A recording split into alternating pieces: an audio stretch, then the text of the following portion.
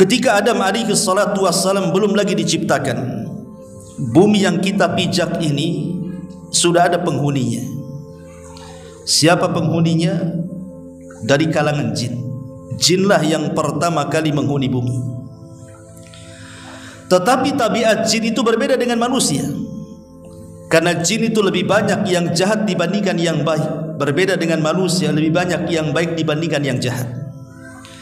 Sehingga tabiat jin itu suka merusak, suka menumpahkan darah, suka berperang, rebutan kekuasaan dan begitu seterusnya. Karena kehidupan jin itu kurang lebih dengan kehidupan manusia, tidak ada bedanya. Seperti itulah kehidupan manusia, seperti itulah kehidupan jin.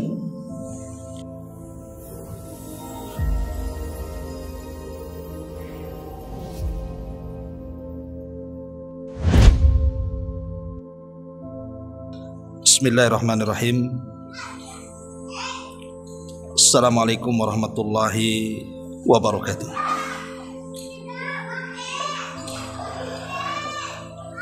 Alhamdulillah, wassalatu wassalamu ala rasulillah wa ala alihi wa sahbihi wa mawalah wa la hawla wa la quwata illa billahi wa ba'du.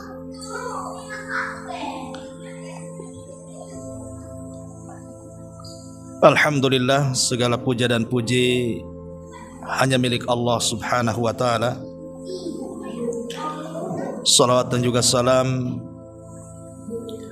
kita hadiahkan kepada Rasul kita Nabi besar Muhammad sallallahu alaihi wa ala alihi wasallam. Ma'asyiral muslimin wal muslimat rahimani wa rahimakumullah. Alhamdulillah, di malam hari ini kita bisa duduk kembali untuk bertolabul ilmi, dan pembahasan kita insyaallah kita akan membahas tentang qasasul anbiya, kisah-kisah para nabi. Tentu kisah-kisah para nabi ini sangat penting dipelajari,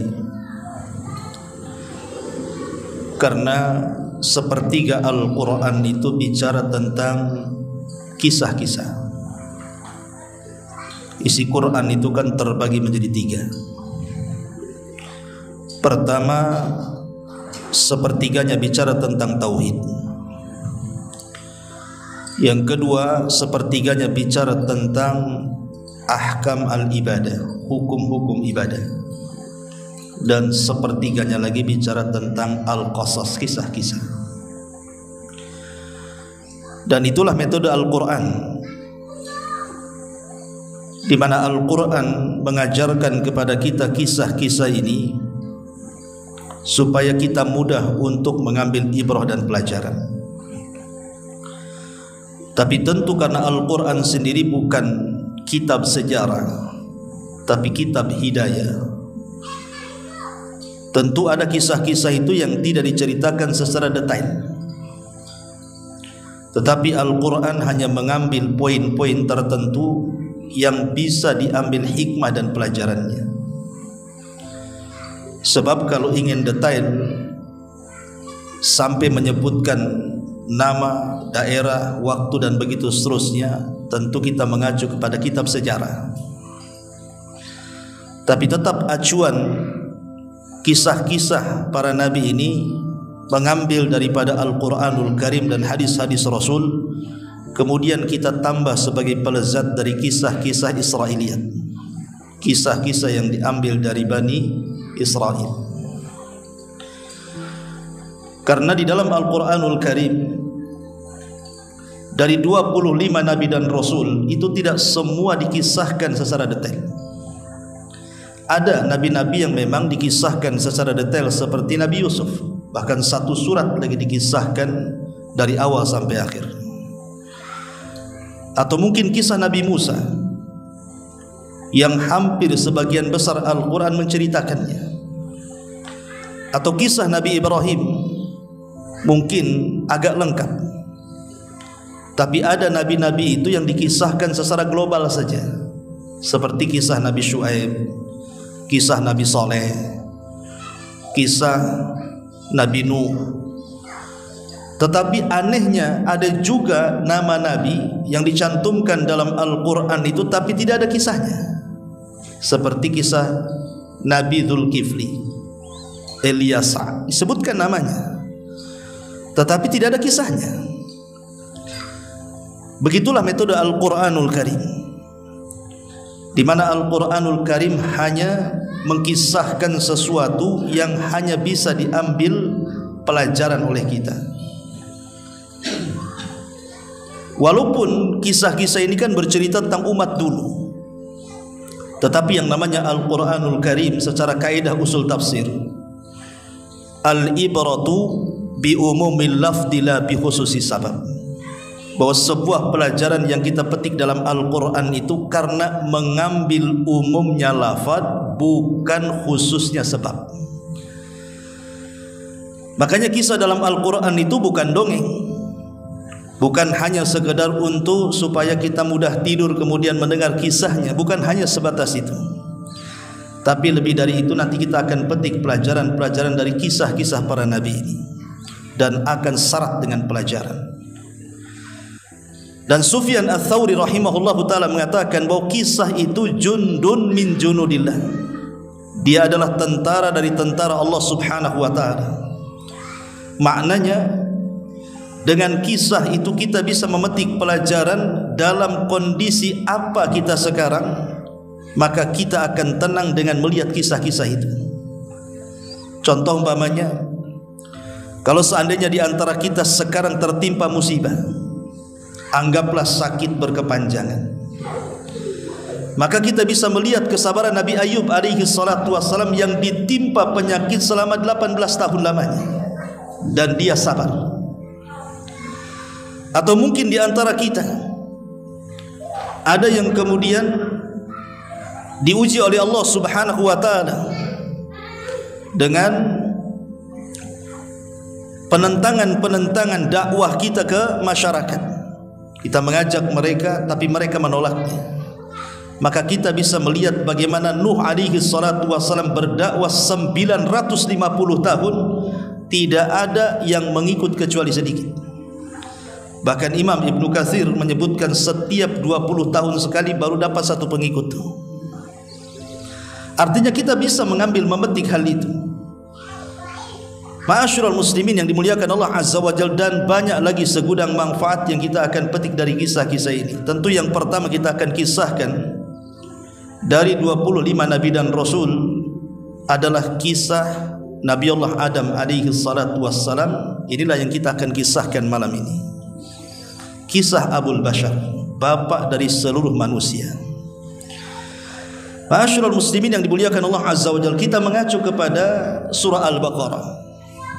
Baru kita bentangkan dan kita kuatkan dengan surat-surat yang lainnya, dan juga hadis-hadis Nabi SAW ataupun perkataan para ulama dan kisah-kisah Israiliyat, supaya nyambung kisahnya, enak didengarnya, dan bisa kita petik pelajarannya. Ma'asyiral muslimin yang dimuliakan Allah Subhanahu wa taala, di dalam surah Al-Baqarah, tepatnya pada ayat 30 dan seterusnya, Allah Subhanahu wa taala berfirman, wa idz qala rabbuka lil malaikati inni ja'ilun fil ardi khalifah qalu ataj'alu fiha may yufsidu fiha wa yasfiku dima wa nahnu nusabbihu bihamdika wa nuqaddisu lak qala inni a'lamu ma la ta'lamun. Dan ingatlah ketika Rabbmu berfirman kepada para malaikat, sesungguhnya aku hendak menjadikan seorang khalifah di permukaan bumi. Mereka berkata, mengapa engkau hendak menjadikan khalifah di bumi itu orang yang akan merusak bumi, menumpahkan darah, padahal kami senantiasa bertasbih dengan memujimu dan mensucikan kamu. Maka Allah berfirman, sesungguhnya aku mengetahui apa yang kalian tidak tahu. Bertolak dari surah Al-Baqarah ayat 30 ini. Inilah permulaan kisah Nabi Allah Adam alaihi salatu wassalam. Nabi Adam alaihi salatu wassalam disebutkan di dalam Al-Quran itu 25 kali di beberapa ayat di dalam Al-Quranul Karim. Ketika Adam alaihi salatu wassalam belum lagi diciptakan, bumi yang kita pijak ini sudah ada penghuninya. Siapa penghuninya? Dari kalangan jin. Jinlah yang pertama kali menghuni bumi. Tetapi tabiat jin itu berbeda dengan manusia. Karena jin itu lebih banyak yang jahat dibandingkan yang baik. Berbeda dengan manusia, lebih banyak yang baik dibandingkan yang jahat. Sehingga tabiat jin itu suka merusak, suka menumpahkan darah, suka berperang, rebutan kekuasaan dan begitu seterusnya. Karena kehidupan jin itu kurang lebih dengan kehidupan manusia, tidak ada bedanya. Seperti itulah kehidupan manusia, seperti itulah kehidupan jin. Sehingga kemudian di tengah-tengah rusaknya bangsa jin ini, Allah Subhanahu wa taala ingin mentertibkan mereka. Maka Allah Subhanahu wa taala pilih dari kalangan jin itu jin yang paling saleh. Quran tidak menyebut namanya, hadis juga tidak menyebut namanya, tetapi dalam kisah Israiliyat itu disebut namanya, namanya Ajazil. Itulah jin yang paling saleh, yang kemudian kesolehannya mengangkat derajat jin Azazil ini sehingga diangkat ke langit dan hidup di tengah-tengah para malaikat. Bahkan dia menguasai langit pertama, bahkan pernah tinggal di surga. Akhirnya kemudian Allah Subhanahu wa taala memberikan pasukan kepada Ajazil ini berupa para malaikat. Karena malaikat itu makhluk yang pertama kali diciptakan dari makhluk-makhluk yang berakal. Makhluk yang berakal itu 3. 1 malaikat, 2 jin, dan 3 manusia. Dan secara urutan penciptaan, pertama Allah ciptakan malaikat, kedua Allah ciptakan jin, dan yang terakhir Allah ciptakan manusia. Dan itu berdasarkan tartib hadis. Nabi SAW mengatakan khuliqatil malaika min nur wa khuliqatil jan min marijim min nar wa khuliqa lakum mimma wa khuliqa adam mimma wusifa lakum. Allah ciptakan malaikat dari cahaya, Allah ciptakan jin dari ujung nyala api, dan Allah ciptakan Adam sebagaimana yang Allah sifatkan seperti itu kalian. Artinya di sini Allah mentertibkan secara ciptaan malaikat dulu, kemudian jin, kemudian manusia. Kembali kepada kisah bahwa Allah kemudian memberikan pasukan kepada Ajazil berupa para malaikat. Akhirnya kemudian Ajazil ini memimpin para malaikat untuk menyerang bangsa jin yang jahat. Sebagian jin akhirnya mereka dipenjarakan, dilempar ke lautan, dilempar ke pulau-pulau yang tidak berpenghuni, sehingga jin itu ada di mana-mana. Karena keberhasilannya, Ajazil kemudian memberantas bangsa jin ini dan memisahkan jin yang baik dan jin yang jahat. Karena jin juga sama dengan manusia, ada yang soleh, ada yang tidak. Dan itu sesuai dengan perkataan jin dalam surah jin itu. Apa kata jin? Wa inna minna salihuna wa minna duna dzalik kunna tara'iqa qidada. Kami bangsa jin ada yang soleh, dan kami bangsa jin juga ada yang tidak seperti itu, maksudnya jahat. Kami ini bertingkat-tingkat. Dan ingat, tidak ada satupun nabi dan rasul yang diutus dari bangsa jin. Semua nabi dan rasul itu hanya diutus dari bangsa manusia saja. Makanya jin itu belajar kepada manusia. Tidak ada manusia belajar kepada bangsa jin. Sebaliknya jin belajar kepada kita, maksudnya belajar agama. Kalau jin belajar kepada manusia jadi soleh dia. Kalau manusia belajar sama jin jadi dukun dia. Karena jin itu jahat kan begitu. Lah akhirnya kemudian, setelah kemudian bangsa jin itu sudah mulai tartib kehidupannya, maka sebagai hadiah Ajazil kemudian ditempatkan oleh Allah Azza wa Jal di sorga.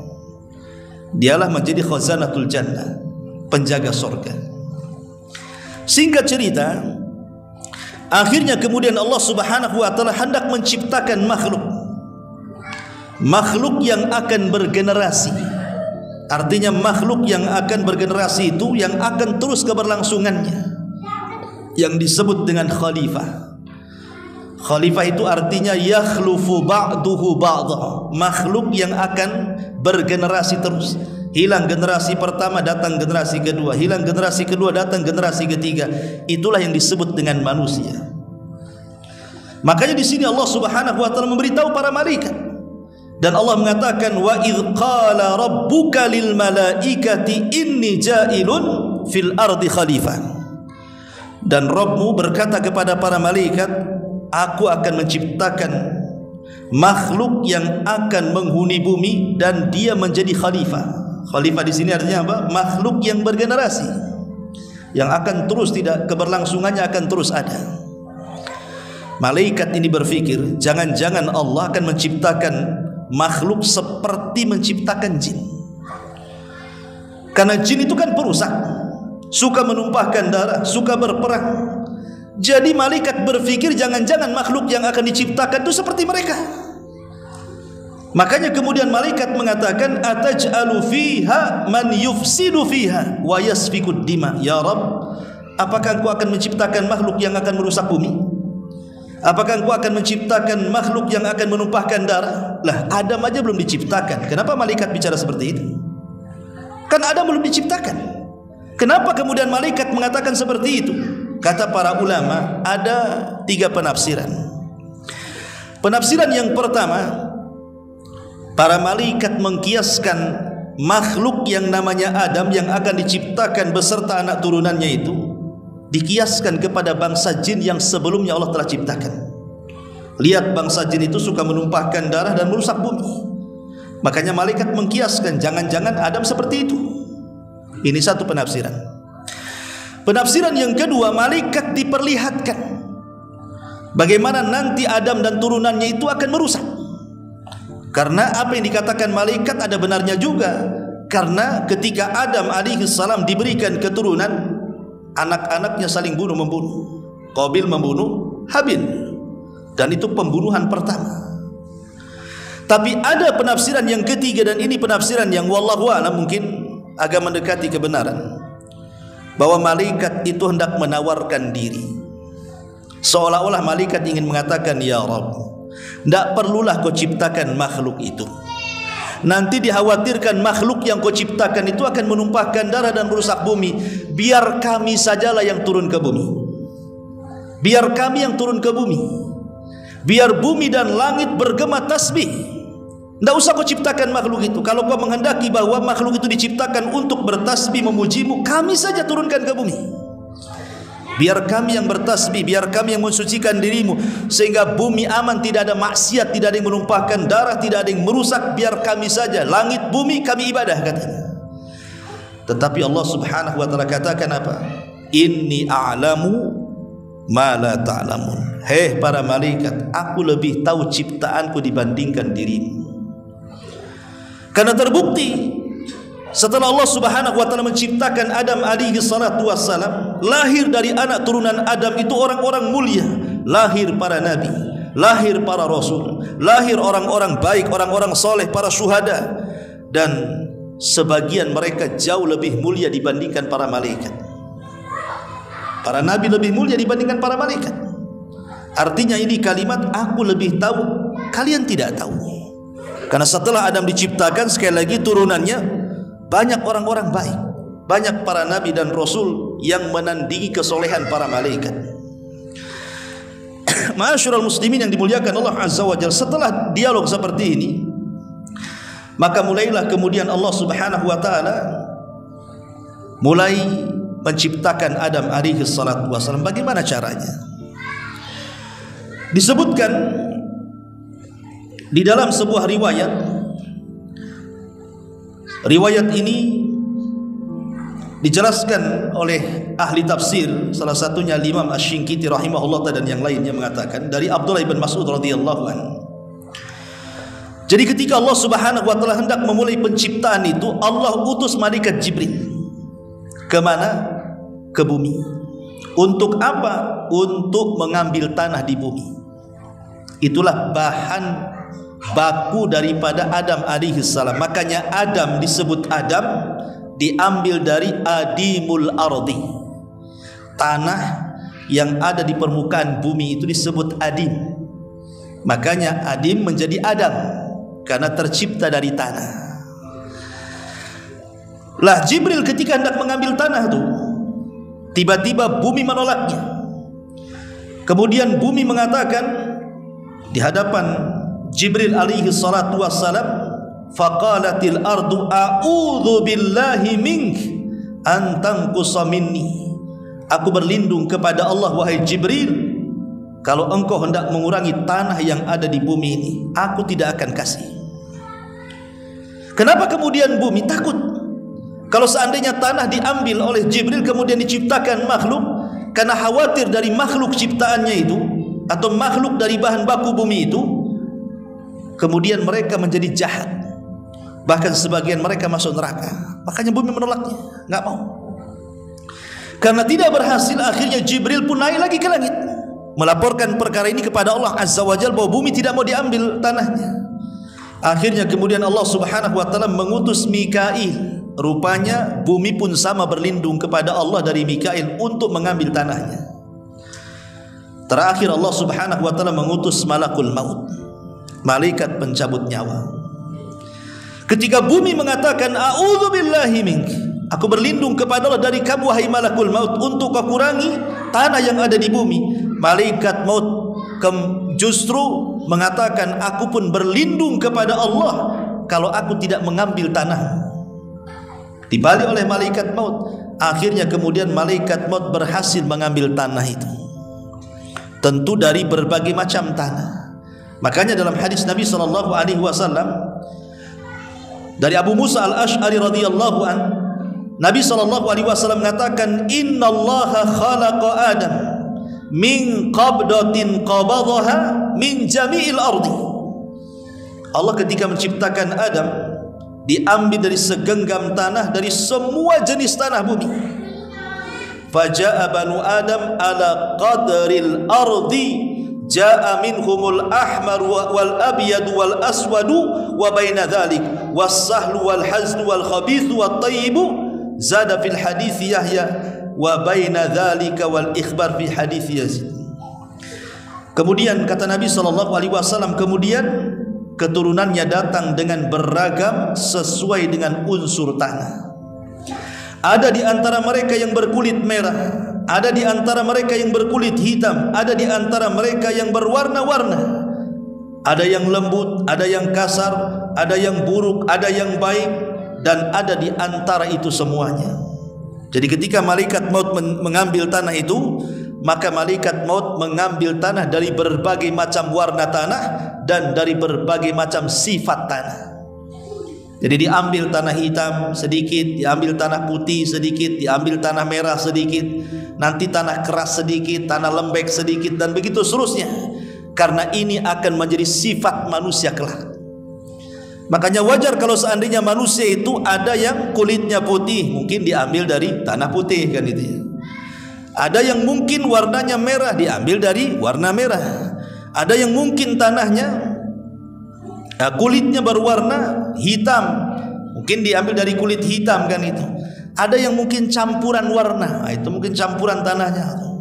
Mungkin ada hitamnya, ada putihnya, ada merahnya, kan itu. Begitu juga sifatnya. Ada yang mungkin agak lunak, agak lembut, mungkin dari tanah lembut lah, kan gitu. Mungkin ada yang keras kepala, keras hati, mungkin dari tanah hati. Kalau yang suka bertengkar itu diambil dari tanah sengketa mungkin. Gitu kurang lebih lah begitu. Tapi intinya bahwa akhirnya kemudian malaikat maut ini berhasil mengangkat ke langit. Setelah kemudian tanah itu sampai di langit, maka Allah Subhanahu wa taala mulai membentuk Adam alaihi salatu wassalam. Langsung Allah yang membentuknya. Inilah bedanya Adam dengan ciptaan Allah yang lainnya. Kalau ciptaan Allah yang lainnya dengan kun fayakun, tapi Adam tidak. Adam dibentuk oleh Allah Azza wa Jalla. Laqad khalaqnal insana fi ahsani taqwim. Sungguh kami ciptakan manusia itu sebaik-baik bentuk. Tidak ada bentuk terbaik melebihi bentuk manusia. Dan Allah Subhanahu wa taala menciptakan pertama Adam itu dari wajah dulu. Makanya kenapa kita tidak boleh kemudian memukul wajah ataupun memburuk-burukan wajah orang. Karena ketika kita menampar wajah ataupun memburuk-burukan wajah orang, sama dengan memburuk-burukan yang menciptanya Allah Subhanahu wa taala. Ma'asyiral muslimin yang dimuliakan Allah Azza wa Jalla, setelah kemudian terbentuk kepalanya, kemudian tangannya, kemudian badannya, kemudian kakinya, maka Allah Subhanahu wa taala membentuk Adam itu tingginya 60 hasta. 60 hasta, satu hasta itu setengah meter. Ya, berarti kalau 60 hasta ya kurang lebih 30 meter Adam itu. Dengan lebar 7 hasta artinya 3,5 meter kali 30 meter. Makanya kalau antum pernah ke Saudi, nah, di situ ada sepeda Nabi Adam. Kapan-kapan ada punya sepeda itu. Itu mungkin replika. Kalau mungkin sepeda itu ada di zaman Nabi Adam, ya seperti itulah besarnya gitu ya. Rupanya sepeda itu dari Jogja katanya. Dia dari Jogja, disebut sepeda Nabi Adam pula. Ya. Intinya bahwa Adam alaihi salatu wassalam kemudian dibentuk oleh Allah Azza wa Jalla dengan sedemikian rupa, yang berbeda bentuknya dengan malaikat, berbeda pula dengan jin. Karena ingat, jin itu sifatnya buruk. Tidak ada jin itu yang dari segi bentuk ya, rupa, jin itu tidak seperti manusia. Jin itu buruk. Makanya ketika ada seorang peruqyah, seorang syekh meruqyah, kemudian jinnya ngomong, rupanya jin itu yang masuk ke tubuh manusia adalah jin yang paling cantik di kaumnya.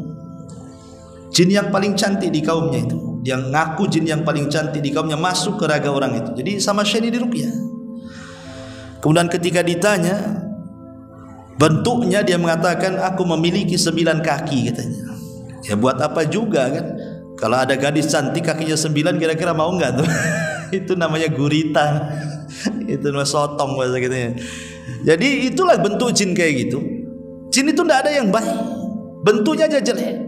Tapi manusia itu dibentuk dengan sedemikian rupa gitu ya. Makanya Allah mengatakan tadi, laqad khalaqnal insana fi ahsani taqwim. Kemudian Allah biarkan dia mengering, tidak ditiupkan ruh, dibiarkan mengering dulu. Makanya kemudian Allah Subhanahu wa taala banyak berfirman di dalam Al-Qur'anul Karim, inni khaliqun basyaran min tin fa idza sawaituhu wa nafakhtu fihi min ruhi faqa'u lahu sajidin. Sesungguhnya aku menciptakan manusia dari tanah, dibiarkan mengering. Tanah itu dibiarkan mengering, ada yang mengatakan 40 tahun, wallahu a'lam. Tidak ada riwayatnya yang jelas dibiarkan seperti itu. Lah ketika Adam sudah terbentuk jasadnya, iblis ini yang berada di sorga dengar bahwa Allah sudah menciptakan betul-betul makhluk yang dikehendakinya. Penasaran si Ajazil ini, karena Ajazil kan berada di sorga tuh. Mulai hasad dia. Karena orang hasad itu adalah berkeinginan kalau nikmat orang itu hilang dan berpindah kepada dia. Dia takut kalau seandainya makhluk itu menggantikan posisi dia di sorga. Makanya kemudian Ajazil ini keluar dari sorga. Kemudian melihat-lihat jasad Adam yang belum ditiupkan ruh, terkadang dipukul keluar suara. Kemudian dia masuk dari mulutnya, kemudian keluar dari duburnya, masuk dari lubang hidungnya, keluar dari lubang mulutnya, dan begitu seterusnya. Kemudian Ajazil mengatakan, oh ini bukan makhluk kuat katanya, ini makhluk lemah. Kenapa? Karena berongga, berarti dia butuh makan, dia butuh minum, ini makhluk lemah katanya. Apa kata Ajazil? Lau sullitu alayya la uhlikanna. Kalau dikuasakan kepadaku makhluk ini sudah kuhancurkan katanya. Lihat hasadnya sudah nampak. Padahal belum ditiupkan ruh tuh, hasad sudah nampak tuh. Makanya hasad itu penyakit pertama di langit dan penyakit pertama di bumi. Adapun hasadnya pertama kali di langit, hasadnya iblis kepada Adam. Adapun hasad itu penyakit pertama di bumi adalah hasadnya Qabil kepada Habil, sehingga terjadi pembunuhan. Jadi hasad ini bahaya ya. Akhirnya kemudian karena iblis menganggap itu makhluk yang lemah, dia biasa saja. Tapi sudah ada hasad di hatinya. Sampai pada waktunya Allah Subhanahu wa taala mengumpulkan seluruh para malaikat. Karena di sini akan ada peristiwa yang spektakuler, peniupan ruh. Semua malaikat hadir di situ. Lah ketika kemudian semua malaikat hadir di situ, Allah Subhanahu wa taala berfirman di dalam Al-Qur'anul Karim, wa idz qala rabbuka lil malaikati usjudu li adam fasajadu illa iblis aba wastakbara wa kana minal kafirin. Dan ingatlah ketika Rabbmu berfirman kepada para malaikat, sujudlah kalian kepada Adam. Maka semua malaikat sujud kecuali iblis. Dia enggan, dia sombong, dan termasuk makhluk yang kafir. Lah ketika Allah Subhanahu wa taala menciptakan Adam, kemudian ditiupkan ruh. Ruh itu belum sampai di perut, baru sampai di tenggorokan ruhnya. Tiba-tiba Adam bersin, hacih gitu ya, bersin, baru sampai di tenggorokan. Ketika Adam bersin, maka Allah Subhanahu wa taala ajarkan, "Qul ya Adam alhamdulillah." Katakan wahai Adam, alhamdulillah. Dan ini jadi syariat kita. Anda kalau bersin jangan diam saja, tapi ucapkan alhamdulillah. Maka malaikat yang mendengar ketika Adam alaihi salatu wassalam mengucapkan alhamdulillah, semua malaikat mengatakan apa? Yarhamuka rabbuka ya Adam. Semoga Allah merahmati engkau wahai Adam. Makanya sunnah bagi kita, kalau ada orang yang bersin dan dia mengucapkan alhamdulillah, jangan diam saja, kita katakan yarhamukallah, semoga Allah merahmati kamu. Itu doa, ya. Maka orang yang bersin mendoakan balik, ya, yarhamukallah. Kemudian kita doakan balik kepada yang mendoakan kita. Ma'asyiral muslimin yang dimuliakan Allah Subhanahu wa taala. Lah ketika kemudian ruhnya sudah mulai ke perutnya, mulai Adam merasakan lapar. Sementara di hadapan Adam itu ada pohon yang banyak buahnya. Maka Adam belum lagi ruh sampai di kakinya, tangannya sudah mulai meraba-raba ingin memetik buah tadi, ingin makan, padahal ruh belum sampai di kaki itu. Dari sini kata para ulama, Adam alaihi salatu wasalam tersifati dengan sifat isti'jal, terburu-buru. Makanya keturunannya akan seperti itu, seperti itu. Inna khalaqnal insana fi ajal. Manusia itu kami ciptakan dalam kondisi tergesa-gesa, terburu-buru. Itulah sifat kita akhirnya kan. Karena Adam seperti itu, jadi turunannya seperti itu. Suka terburu-buru, ya, tidak mau santai, padahal terburu-buru itu bagian daripada syaitan. Kata Nabi SAW, al-isti'jalu minasyaitan, terburu-buru itu dari setan. Lah ketika betul-betul ruh sudah sampai di kaki, Adam alaihi salatu wassalam, maka Allah Subhanahu wa taala perintahkan kepada Adam, idhab ila haula'in nafar, pergi kau kepada para malaikat itu, katanya, ucapkan salam kepada mereka dan dengar kira-kira apa jawabannya.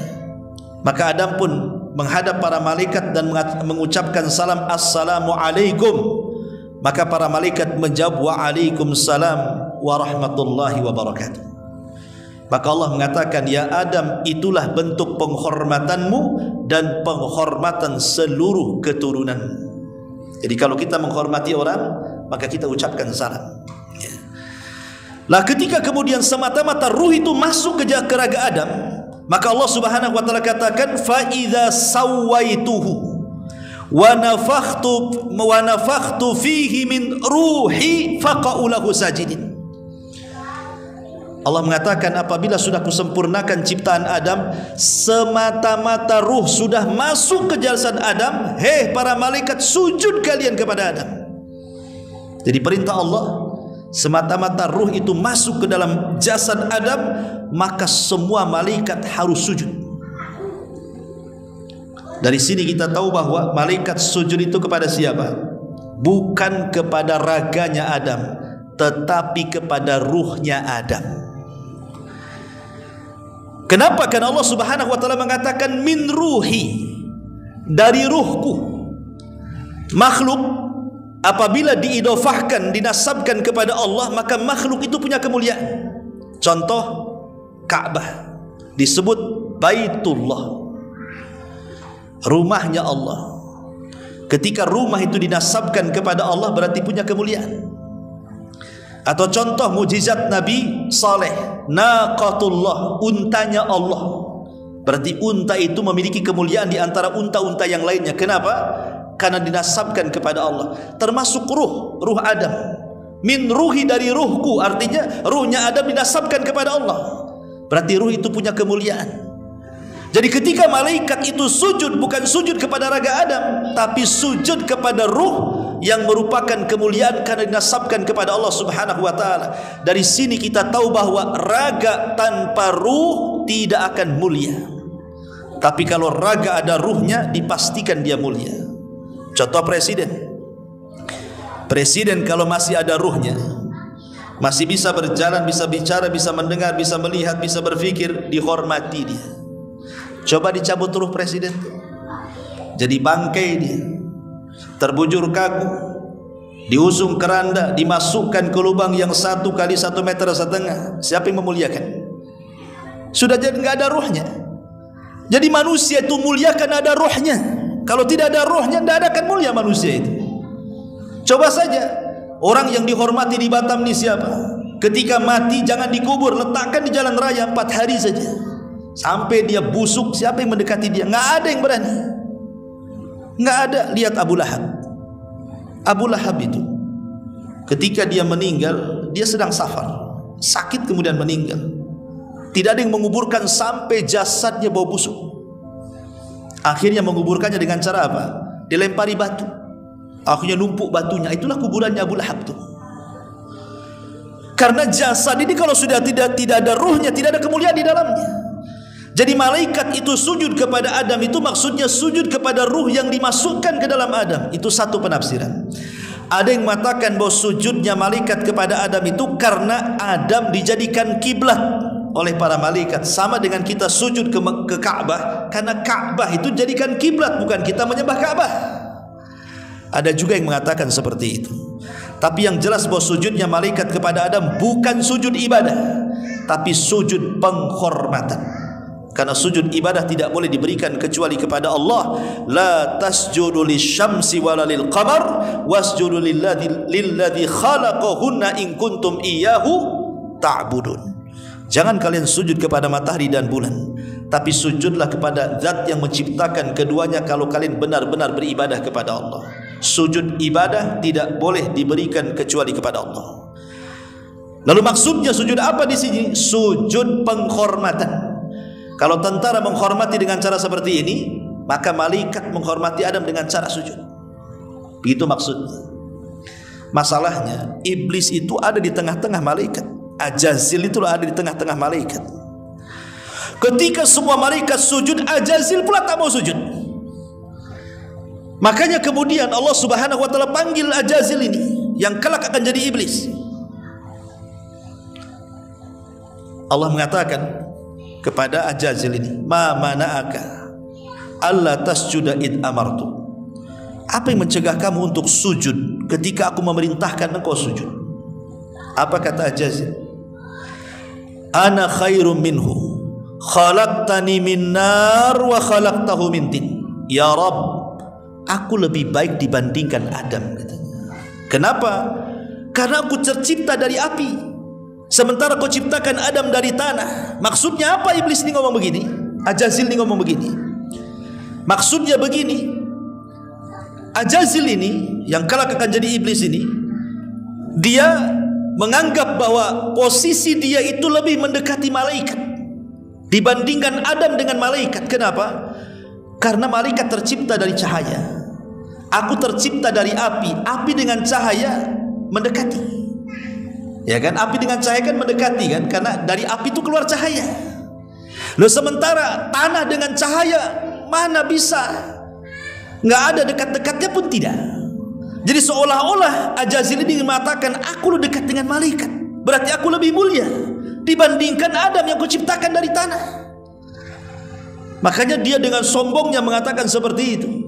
Itu tidak terkeluar kecuali orang yang sombong. Dari sini ada faedah, jangan pernah mengucapkan kalimat ana kalau dalam rangka menyombongkan diri. Kalimat ana itu kalimat saya. Kalau bukan karena saya, ya, ini semua karena saya, Ini semua kalau nggak ada saya, itu hati-hati. Ini kalimat iblis. Karena iblis memulai dengan kalimat saya. Saya lebih baik dibandingkan Adam. Makanya kalimat anania, akuisme, kalimat saya dalam tempo-tempo tertentu kalau dalam rangka menyombongkan dirinya, maka itu kalimat iblis. Bukan hanya kalimat iblis, ana juga kalimat Fir'aun, kalimat Namrud, dan kalimat Qarun. Ingat ketika Qarun mengatakan, ketika datang para pemungut zakat kepada Qarun, apa kata Qarun?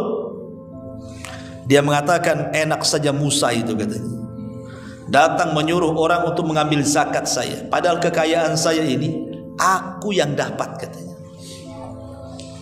Dia mengatakan, innama utituhu min ilmin indi. Ini kekayaan aku yang dapat, saya yang dapat. Ini karena kecerdasanku, kata Qarun. Bukan karena dari Allah, ini karena kecerdasanku. Ini kalimat saya ini bahaya. Ataupun Fir'aun mengatakan, ana rabbukumul a'la, saya Rabb kalian yang paling tinggi. Atau Namrud mengatakan, ana uhyi wa umit, saya bisa menghidupkan dan mematikan, katanya. Jadi kalimat saya ini bahaya. Dalam tempo-tempo tertentu jangan mengucapkan kalimat saya, aku, ana, gitu ya. Kalau dalam rangka kesombongan, ini kalimat setan. Makanya dia mengatakan, saya lebih baik dibandingkan Adam. Adam tercipta dari tanah, aku loh tercipta dari api. Ketika dia mengatakan seperti itu, maka Allah Subhanahu wa taala murka. Kemudian Allah Subhanahu wa taala mengatakan, fakhruj innaka rajim. Keluar kau iblis, engkau makhluk yang terkutuk. Sejak itulah Ajazil tidak lagi disebut Ajazil, dia berubah menjadi iblis. Disebut iblis itu karena makhluk yang putus asa dari rahmat Allah. Itu disebut iblis.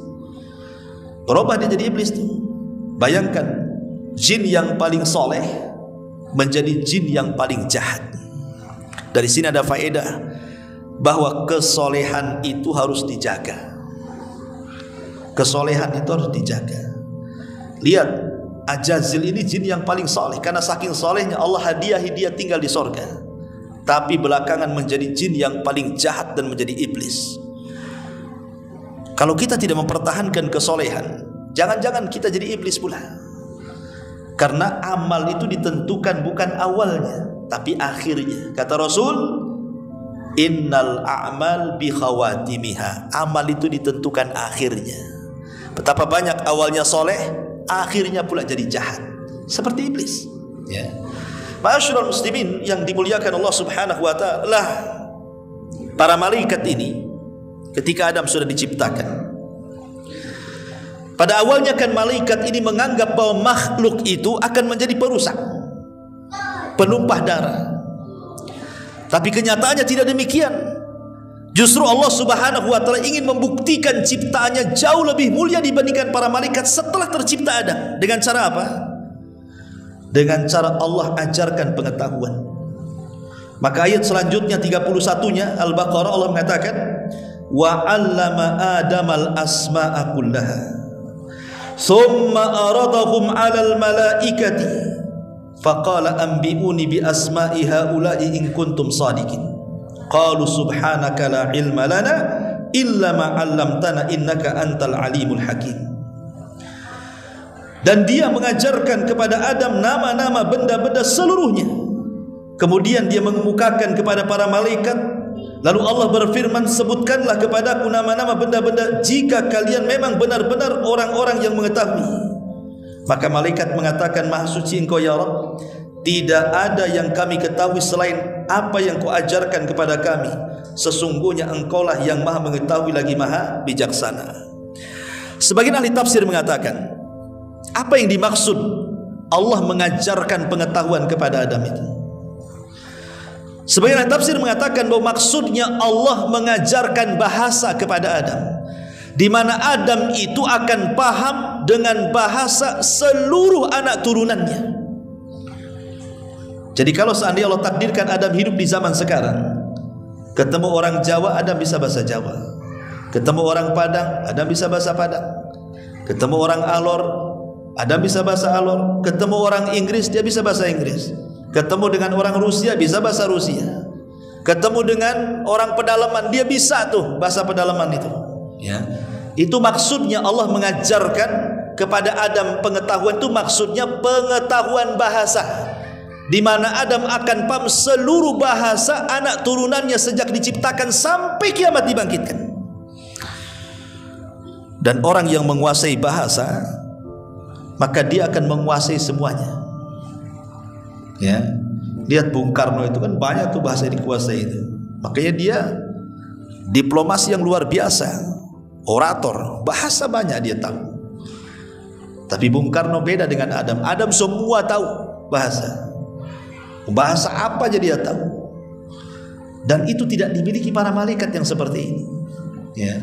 Makanya kemudian ketika Allah Subhanahu wa taala mengetes para malaikat dengan ilmu yang telah Allah anugerahkan kepada Adam, malaikat tidak sanggup. Dan mereka meminta uzur kepada Allah Subhanahu wa taala dan mengatakan, "La ilma lana illa ma 'allamtana." Ya Rabb, kami tidak punya pengetahuan kecuali yang Kau ajarkan saja kepada kami, katanya. Dari sini kata para ulama, lihat Adam diunggulkan dari para malaikat. Karena apa? Karena ilmu pengetahuan. Jadi Adam alaihi salatu wassalam dimuliakan di atas para malaikat karena ilmunya. Bahkan seluruh anak turunannya juga dimuliakan karena pengetahuannya. Wa karramna bani Adam, kami muliakan anak Adam. Dan Allah katakan, yarfa'illahu alladhina amanu minkum walladhina utul ilma darajat. Kami angkat derajat orang-orang yang berilmu di antara kalian, dan kami angkat derajat orang-orang yang beriman di antara kalian, dan kami angkat derajat orang-orang yang berilmu di antara kalian beberapa derajat, kata Allah. Dari sini kita tahu bahwa malaikat baru nyadar. Yang awalnya mengatakan janganlah Kau ciptakan makhluk yang akan menumpahkan darah, merusak bumi, rupanya makhluk itu jauh lebih mulia dibandingkan mereka, para malaikat. Ya, Adam alaihi salatu wassalam. Maka ketika kemudian Adam diberikan pengetahuan, iblis makin hasad lagi dia. Makin hasad dia. Sudah Allah ciptakan Adam, langsung dibentuk oleh Allah, ditiupkan ruh langsung oleh Allah, diberikan pula pengetahuan oleh Allah. Berarti kan nikmatnya makin menumpuk tuh. Iblis makin sakit hati. Karena orang hasad itu, dia akan lebih hasad dan akan bertambah-tambah hasadnya kalau kenikmatan orang lain makin banyak lagi, kan gitu. Dia tetangga beli mobil, mulai tensinya naik. Beberapa bulan naikkan pula rumahnya tingkat 2, naik lagi tensinya. Beberapa bulan naik lagi tingkat 3, makin akhirnya stroke tuh. Kan begitu ya orang hasad tuh. Yang dihasadi tenang-tenang saja, dia makin sakit. Ya. Begitulah iblis, dia makin sakit dia. Kenapa kok Adam masih diberikan nikmat ini terakhir akhirnya apa? Dimasukkan pula ke sorga. Yang tadinya iblis di sorga dikeluarkan, sekarang Adam pula masuk sorga, makin sakit hati lah. Itulah hasad, kedengkian yang luar biasa tuh iblis. Ma'asyiral muslimin yang dimuliakan Allah Azza wa Jalla. Makanya kemudian Allah Subhanahu wa taala ketika hendak memasukkan Adam ke dalam sorga sebagai pengganti iblis, maka Adam alaihi salatu wassalam ditidurkan sesaat oleh Allah Subhanahu wa taala karena Allah hendak menciptakan pasangannya, Hawa. Ada yang mengatakan kenapa disebut Hawa? Ya. Ulama ketika mengatakan kenapa Hawa disebut Hawa, ada yang mengatakan li'anna Hawa khuliqat minal mar'il hayy. Karena Hawa disebut Hawa itu karena tercipta dari makhluk yang hidup. Adam kan hidup, sudah ditiupkan ruh. Kemudian Hawa diambil pula dari bagian Adam, dari tulang rusuk sebelah atas, sebelah kiri yang paling bengkok yang dekat dengan jantung, diambil. Kemudian diciptakan Hawa. Kenapa disebut Hawa? Karena tercipta dari makhluk yang hidup. Hawa itu apa? Hawa itu ya oksigen. Hawa nafas, itulah Hawa. Ya. Ini satu pendapat. Yang kedua, ada yang mengatakan bahwa kenapa disebut Hawa? Karena ummu kulli hayyin minal bashar. Dia adalah ibu dari seluruh makhluk yang akan hidup dari kalangan manusia. Ada juga yang mengatakan sumya Hawa kana launuha yamilu ila syamra. Karena Hawa itu memiliki warna arah kecoklat-coklatan. Dia punya bibir itu coklat-coklatan. Tapi ada juga yang mengatakan karena Hawa itu diambil dari tahwi. Jadi laki-laki akan cenderung. Arti Hawa Yahwi itu artinya cenderung, di mana seorang laki-laki akan cenderung kepada perempuan. Maka disebut Hawa karena ada kecenderungan laki-laki kepada perempuan. Tapi yang jelas bahwa Ibnu Taimiyah rahimahullahu taala mengatakan, lihat bagaimana Allah Subhanahu wa taala dengan kudrah dan iradahnya, dengan kemampuan dan kemahabesarannya, mampu menciptakan makhluk tanpa ibu dan bapa, Adam alaihi salam. Kemudian mampu menciptakan makhluk tanpa ibu, Hawa. Kemudian mampu menciptakan makhluk tanpa bapa, Isa. Kemudian menciptakan makhluk dengan bapa dan ibu, ya kita ini. Jadi ada makhluk, ada manusia tercipta tanpa ayah dan bapa, Adam. Tanpa ibu dan bapa, Adam. Ada makhluk manusia maksudnya tercipta tanpa ayah, Isa. Tanpa ibu, Hawa. Dan ada ibu bapa, ya kita semuanya. Tapi di sini kata Ibnu Taimiyah rahimahullah taala, lihat, sebenarnya kalau kita berfikir tentang Isa bin Maryam, itu tidak lebih hebat penciptaannya dibandingkan Adam dan Hawa. Kalau seandainya Isa dituhankan oleh orang-orang Nasrani karena dia terlahir tanpa bapa, sekarang Adam juga tanpa bapa, bahkan tanpa ibu, kenapa tidak dituhankan? Hawa terlahir tanpa ibu, kenapa tidak dituhankan? Kenapa hanya Isa saja? Makanya dari sini Allah Subhanahu wa taala mengatakan, inna masala Isa kamasali Adam. Permisalan Isa loh sama dengan Adam. Apa bedanya? Adam lebih hebat lagi. Harusnya kalau mereka menuhankan Isa, tuhankan juga Adam. Tapi mereka tidak menuhankan Adam dan menganggap Adam nabi. Sebagaimana kalian menganggap Adam nabi, harusnya Anda juga menganggap Isa juga nabi. Ma'asyiral muslimin yang dimuliakan Allah Azza wa Jalla. Intinya bahwa Adam tercipta saat Hawa tercipta saat Adam sedang tertidur. Kenapa Hawa diciptakan saat Adam tertidur? Supaya Adam tidak benci dengan Hawa. Jadi ketika Adam sedang tertidur, Allah ambil tulang rusuk sebelah kiri, yang paling atas, yang paling bengkok, yang dekat dengan jantung diambil. Kemudian diciptakan Hawa, dibaringkan di sebelahnya. Ketika Adam alaihi salatu wassalam terbangun, kaget, rupanya ada perempuan di sampingnya. Kemudian ditanya, "Man anti, siapa kamu?" Maka Hawa mengatakan, "Saya Hawa." Adam mengatakan, "Kenapa Allah ciptakan kamu?" Kata Hawa, "Liaskuna ilaika," supaya aku bisa memberikan ketenangan kepadamu. Dari sini Allah katakan, "Wa min ayatihi an khalaqa lakum min anfusikum azwaja litaskunu ilaiha wa ja'ala bainakum mawaddatan wa rahmah inna fi dzalika laayatin liqaumin yatafakkarun." Dan dari tanda-tanda kuasa Allah, Allah jadikan kalian berpasangan. Ada suami, ada istri. Gunanya untuk apa? Litaskunu ilaiha, supaya engkau merasa tenang dengan pasanganmu. Kemudian terciptalah mawaddah, rasa cinta, warahmah, dan kasih sayang. Dan itu semua adalah kekuasaan Allah bagi orang-orang yang berfikir. Maka Adam diciptakan Hawa supaya dia tidak ketakutan di sorga. Karena seindah apapun sorga, ikhwan, seindah apapun sorga, kalau hidup sendirian itu ketakutan. Coba saja antum hidup sendirian di Batam. Satu kota Batam milik Anda lah, tapi sendirian hidupnya. Lontang lantung ke Batam Center sendiri, ke Jodoh sendiri, ke Barelang sendiri. Apa nggak takut sendirian? Ya. Supaya tidak ketakutan, diciptakan pasangannya. Minimalnya kalau dua orang dan beda jenis laki-laki dan perempuan, nggak akan takut hidup itu.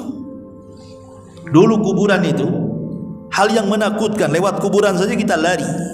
Sekarang udah, orang pacaran di kuburan udah tak takut lagi, karena dua-duanya setan. Akhirnya kan nggak takut kan di situ, karena berdua. Coba sendirian, jangan dibawa pasangannya, suruh duduk di atas kuburan, apa nggak merinding dia. Tapi kalau berdua itu hilanglah rasa takutnya. Makanya diciptakan Adam, diciptakan Hawa untuk Adam itu maksudnya untuk menghilangkan perasaan takut Adam, sehingga tumbuh cinta dan kasih sayang di antara keduanya. Makanya Allah mengatakan ayat selanjutnya kepada Adam alaihi salatu wassalam, Wa qulna ya Adam uskun anta wa zawjukal jannah. Al-Baqarah 35-nya. Dan kami berfirman, wahai Adam, diamilah oleh kamu dan istrimu sorga itu. Wa kula minha ragadan haitsu syi'tuma wa la taqraba hadhihi asy-syajarata fatakuna minadh dhalimin. Dan makanlah makanan-makanan yang banyak yang ada di sorga yang kau sukai, tapi ingat, janganlah kamu dekat pohon ini yang menyebabkan kamu termasuk orang zalim. Jadi Allah Subhanahu wa taala idza arada syai'an ahya asbabah. Ikhwan, Allah itu kalau menghendaki sesuatu pasti Allah akan hidupkan sebabnya. Segala sesuatu itu pasti ada sebab. Setiap akibat ada sebab. Namanya ada sebab akibat kan itu ya. Tidak ada perkara di dunia itu yang tidak ada sebabnya. Pasti ada sebabnya. Orang mati aja ada sebabnya, ya. Orang dapat rizki ada sebabnya. Orang punya anak pun ada sebabnya. Semua ada sebabnya. Di kehidupan dunia pasti ada sebabnya. Lah Adam alaihi salatu wassalam kan memang diciptakan oleh Allah bukan untuk tinggal di sorga. Karena Allah sebelumnya sudah ngomong di hadapan para malaikat, inni ja'ilun fil ardi. Aku akan jadikan makhluk di bumi, bukan di sorga. Sehingga Adam tidak mungkin lama di sorga, karena tujuan Allah itu bukan menciptakan di sorga, tapi menciptakan makhluk untuk di bumi. Makanya bagaimana caranya Adam itu tidak tinggal di sorga, dia harus ke bumi. Maka Allah ciptakan sebabnya. Apa sebabnya? Allah uji Adam dengan cara apa? Hei Adam, hei Hawa, masuk ke sorga, makan minum semua yang kenikmatan di sorga itu. Tapi ingat, ini satu pohon, jangan kau dekat-dekat. Satu pohon ini jangan kau dekat-dekat. Kalau kau dekat, kau lihat, kau makan, bahaya. Bayangkan, dari sekian ribu pohon di sorga cuma satu. Sebenarnya kan gampang saja kan, menghindari yang satu kan. Kan kenikmatan sorga yang lain banyak. Tapi masalahnya bukan di Adam, bukan di Hawa, tapi di iblis masalahnya, yang sudah sakit hati. Iblis ini masih di langit. Ketika melihat Adam dengan istrinya diberikan banyak nikmat oleh Allah Azza wa Jalla, mulai dari diciptakan langsung oleh Allah, ditiupkan ruhnya oleh Allah, diberikan pengetahuan oleh Allah, dimasukkan lagi oleh Allah, makin stres iblis ini. Mulailah iblis ingin memberikan was-was. Masalahnya macam mana, dia sudah tidak di sorga, Adam di sorga, macam mana cara masuknya?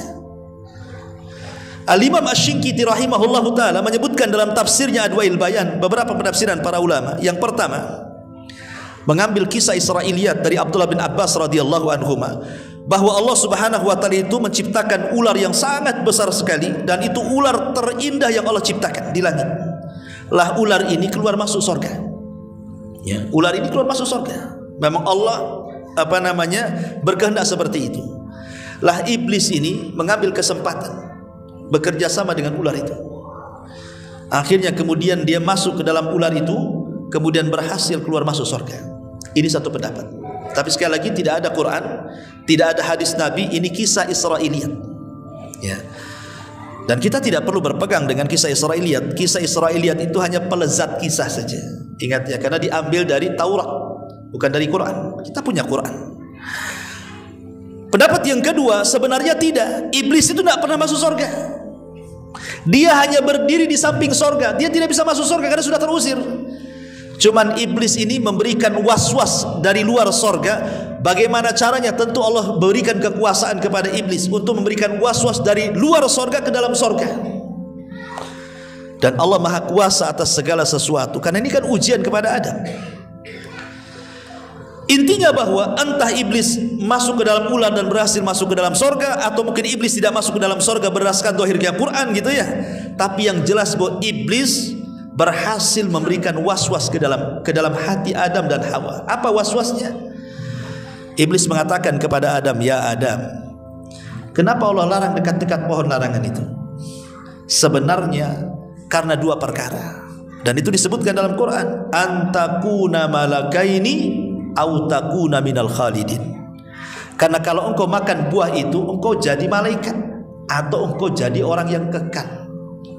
Jadi Adam melihat dua perkara ini, oh enak juga jadi malaikat, ataupun kekal di sorga dengan penuh dengan kenikmatan. Dari situlah dia penasaran, tapi tidak tergoda sama sekali. Tapi was-was sudah masuk. Dan ini senjata iblis yang paling kuat.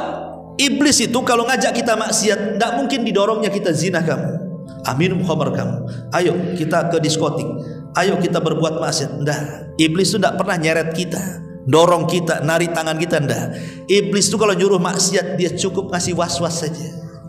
Sana enak, sana. Ngapain kau di sini malam-malam? Ya, dingin. Sana. Itu aja iblis itu. Dia tidak mungkin narik tangan kita.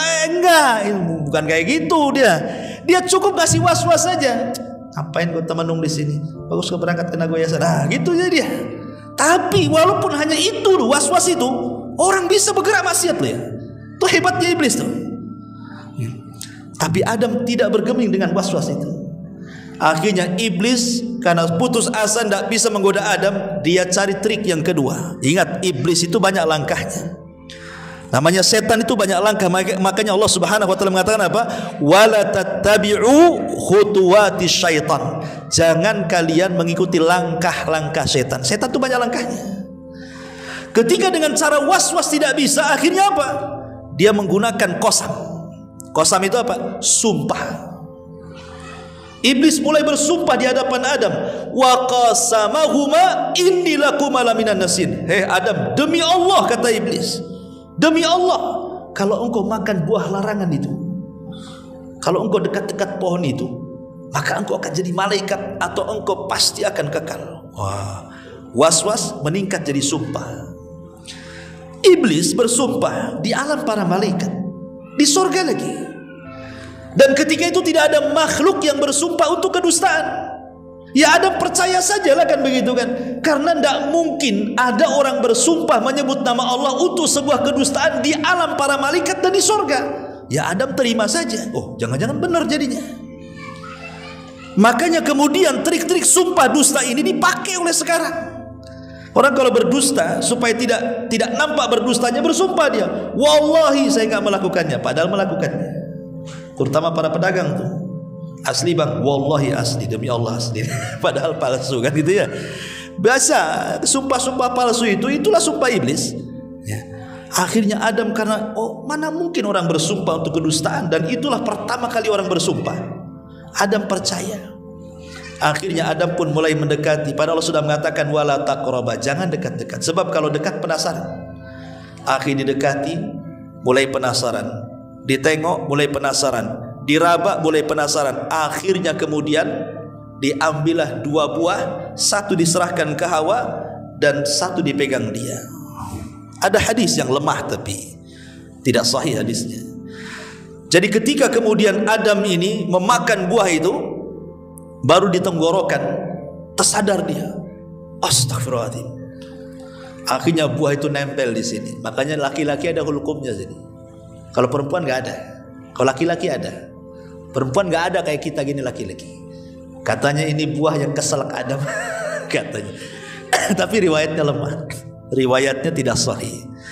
Tapi Hawa berhasil termakan sampai ke perut. Sebab itulah akhirnya dia diuji dengan mengeluarkan darah haid setiap bulan. Dan dia diuji oleh Allah, setiap mengandung akan merasakan kelemahan, setiap melahirkan akan merasakan kelemahan, dan setiap menyusui akan merasakan kelemahan sebagai hukuman karena dia makan buah itu. Tapi sekali lagi ini riwayatnya tidak benar, tidak sahih, dhaif. Tapi begitulah ulama sejarah menyebutkannya seperti itu. Wallahu a'lam. Intinya bahwa akhirnya ada memakan buah larangan. Ketika makan buah larangan, disitulah Allah Subhanahu wa taala firmankan, fa'azallahum, Al-Baqarah 36-nya, fa'azallahuma syaitan anha fa'akhrajahuma mimma kana fi. Lalu keduanya tergelincir oleh syaitan dari sorga dan dikeluarkan dari keadaan semula. Dan Allah katakan, kulnah bitu ba'dukum li ba'din adu walakum fil ardi mustaqarr wa mata'un ilahin. Turunlah kalian, sebagian kalian akan jadi musuh bagi yang lainnya, dan bagi kalian ada tempat kediaman di bumi dan kesenangan hidup sampai waktu yang ditentukan. Jadi ketika ada memakan buah itu, tiba-tiba pakaiannya hilang. Ingat, pakaian surga itu semua sutra. Dan dalam satu hari penduduk sorga itu akan berganti pakaian sampai 70 kali pakaian. Jadi penduduk surga itu sutranya itu setiap harinya itu bisa menggunakan 70 pakaian. Pakaian maksudnya dari sutra. Ya, cabut satu ada lagi, cabut satu ada lagi, cabut satu ada lagi, kan begitu ya. Nah, itulah pakaian di surga, semua sutra. Makanya laki-laki diharamkan di dunia menggunakan sutra. Karena itu pakaian ahli surga. Sebagaimana laki-laki diharamkan untuk minum khamr, karena khamrlah minuman di surga. Siapa yang mabuk di dunia, dia tidak akan mabuk di akhirat, kata Nabi. Begitu juga emas bagi laki-laki. Siapa yang menggunakan emas di dunia, maka dia tidak akan menggunakan emas di akhirat, kecuali bertobat kepada Allah Subhanahu wa taala. Jadi ada pakaian-pakaian yang menyerupai penduduk surga itu tidak boleh dipakai di dunia, seperti sutra, emas gitu ya, khamr. Itu semua adalah kekhususan surga. Tapi bagi perempuan dibolehkan, wallahu a'lam. Intinya bahwa ketika Adam memakan buah itu, auratnya tampak, pakaiannya hilang. Dan ini difirmankan oleh Allah Subhanahu wa taala, fadallahuma bighurur falamma dhaqa asy-syajarata badat lahuma sawatuhuma wa tafiqa yakhsifani alaihima min waraqil jannah. Lalu setan membujuk mereka dengan tipu daya ketika mereka mencicipi buah pohon itu, tampaklah oleh mereka auratnya, maka mulailah mereka menutupinya dengan daun-daun sorga. Jadi Adam tiba-tiba telanjang, Hawa tiba-tiba telanjang. Malulah Adam dengan Hawa saling melihat. Akhirnya yang satu lari ke arah sana, satu lari ke arah sana, saling bersembunyi, tidak mau ketemu. Tapi di sorga itu semua bicara. Dan Allah mengatakan, mau pergi kemana kau Adam? Kemanapun penduduk sorga itu, makhluk yang ada di sorga melihat, maka dia malu, makanya dia ambil dedaunan sorga, ditutupinya gitu. Tapi itulah bagaimana kalau orang sudah membangkang syariat Allah, Allah buka auratnya.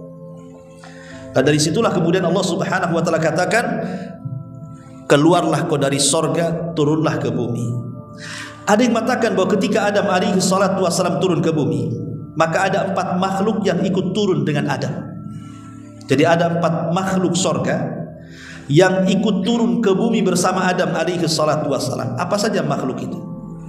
Yang pertama, makhluk yang turun dengan Adam ke sorga adalah kurma. Tapi yang dimaksud di sini adalah kurma ajwa. Kurma ajwa itu kurma Madinah. Kan kurma itu banyak jenisnya. Tapi kurma Madinah itu beda. Karena siapa yang memakan kurma Madinah 7 butir di pagi hari, maka dia tidak akan terkena gangguan setan, sihir, hasad, dengki sampai sore hari. Siapa yang memakan 7 butir kurma Madinah di sore hari, maka dia tidak akan terkena sihir, dengki, hasad, dan begitu seterusnya sampai pagi hari. Artinya kurma Madinah itu bisa jadi ruqyah. Makanya kalau antum umroh atau haji, sempatkan datang ke Madinah, beri kurma ajwa di sana, kurma kota Madinah. Karena Nabi SAW mengatakan dalam sebuah hadis ketika bicara soal kurma ini, kata Nabi mengatakan, al-ajwatu minal jannah wa fiha shifaun minas sam, bahwa kurma ajwa itu asalnya dari sorga dan padanya terdapat obat bagi setiap racun yang masuk ke dalam badan. Jadi kurma ajwa itu maksudnya asalnya ya. Kalau sekarang ya bukan dari sorga lagi. Kayak Adam itu asalnya dari tanah.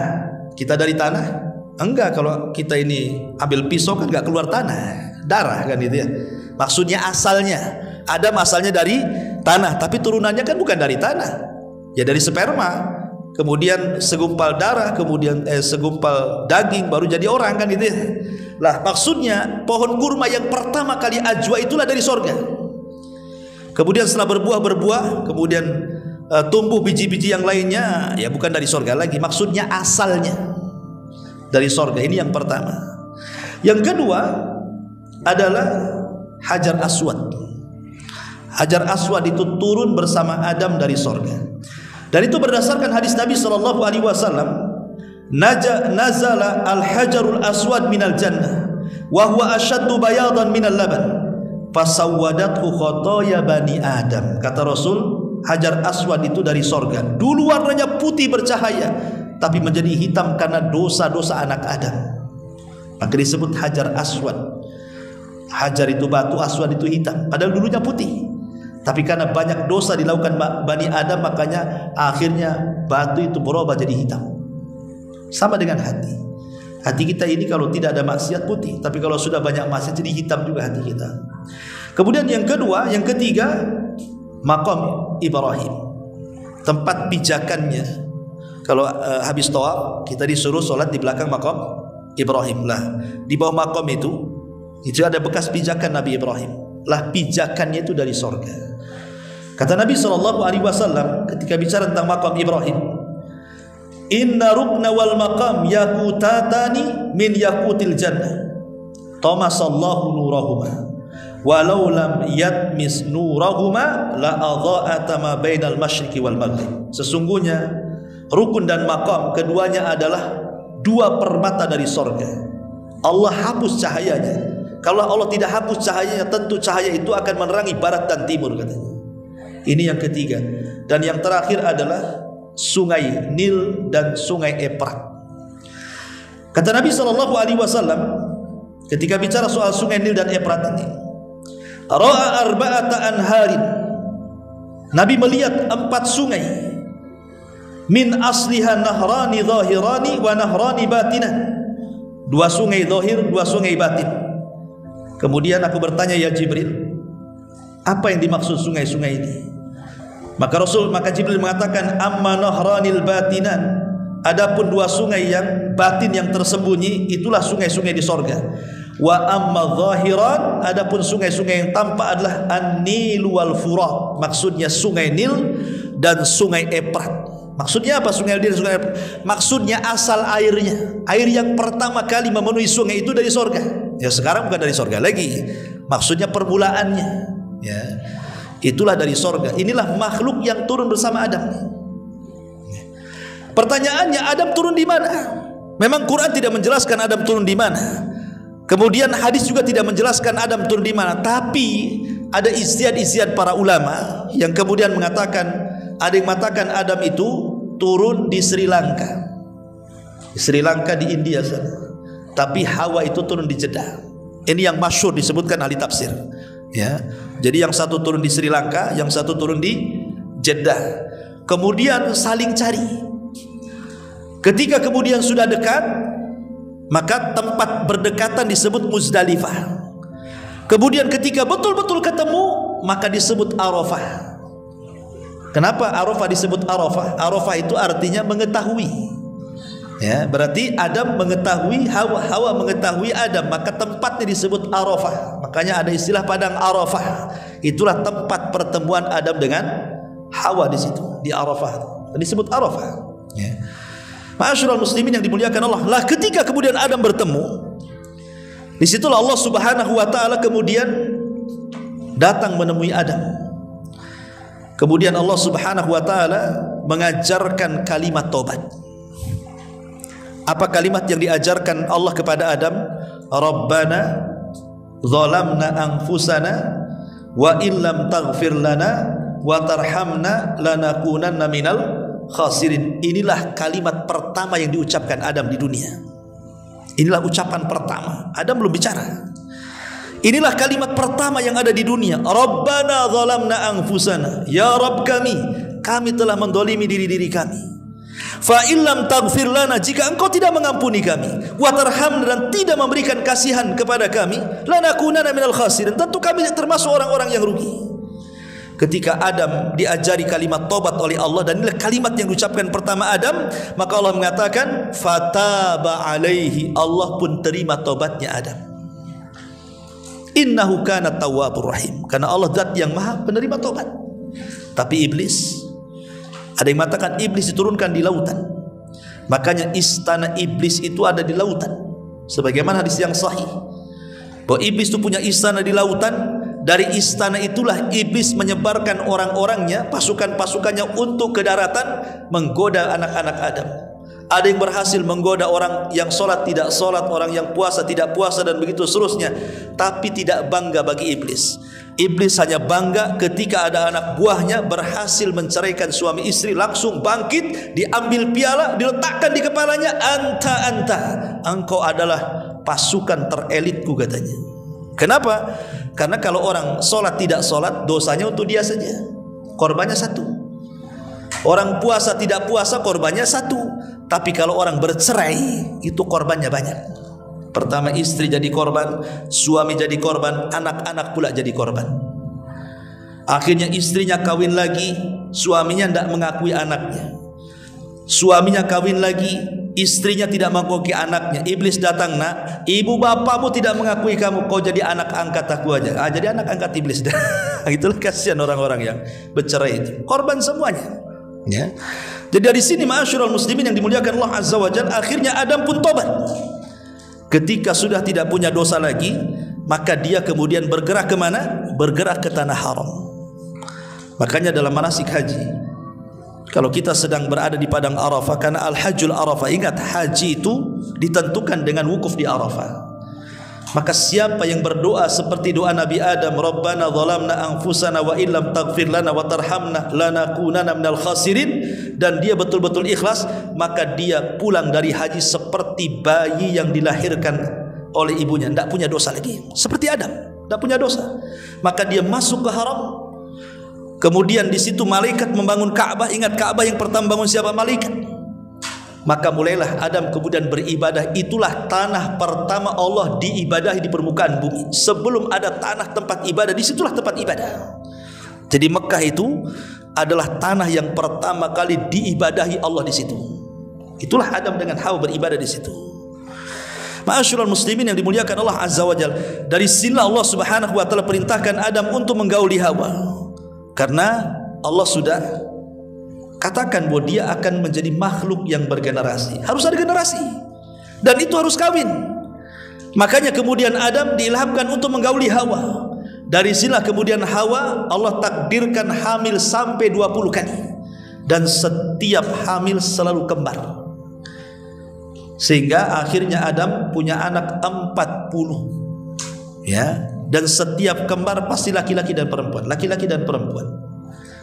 Jadi 20 anak laki-laki dan 20 anak perempuan. Sampai pada waktunya, akhirnya kemudian anak-anaknya sudah besar. Karena tidak ada orang lain, Allah perintahkan supaya kawin silang. Yang paling besar Qabil, adiknya Habil. Kemudian kata Adam, Qabil, kamu harus menikah dengan kembarannya Habil. Habil, kau harus menikah dengan kembarannya Qabil. Setan masuk di sini. Ketika setan tidak bisa menggoda Adam, masuk ke anak-anaknya, masuk ke telinga Qabil. Bil, tengok kembaranmu, cantik kan? Tengok kembaran Qabil, Habil, jelek kan? Masa kau mau kawin sama orang jelek? Mulai dikasih was-was dia. Ya, dari situ mulai hasad dia. Dia tolak mentah-mentah perintah bapaknya dan mengatakan, saya tidak mau menikah dengan kembaran Habil, saya menikah dengan kembaran saya sendiri. Kata Adam, ini perintah Allah. Kalau memang perintah Allah, mana buktinya, katanya. Kalau begitu kalian harus berkorban. Siapa yang diterima korbannya, maka dia berhak memilih pasangannya. Makanya Allah mengatakan, watslu alaihim naba abnai adam bil haq idh qarraba qurbanan fatuqbila min ahadihima wa lam yutaqabbal minal akhar. Bacakan kepada mereka wahai Muhammad tentang kisah dua putra Adam, kata Allah. Ketika keduanya berkorban, yang satu berkorban dengan kambing, yang satu berkorban dengan buah-buahan, kemudian Allah terima korbannya Habil dan Allah tolak korbannya Qabil. Dari sini Qabil marah dan mengatakan, la aqtulannak, saya akan bunuh kamu. Akhirnya betul-betul terjadi pembunuhan. Itulah pembunuhan pertama di alam manusia, Qabil membunuh Habil. Tentu cerita Qabil dan Habil cerita menarik, dan ini juga panjang kisahnya, tidak mungkin kita kisahkan malam ini. Insyaallah kita sambung pada minggu berikutnya.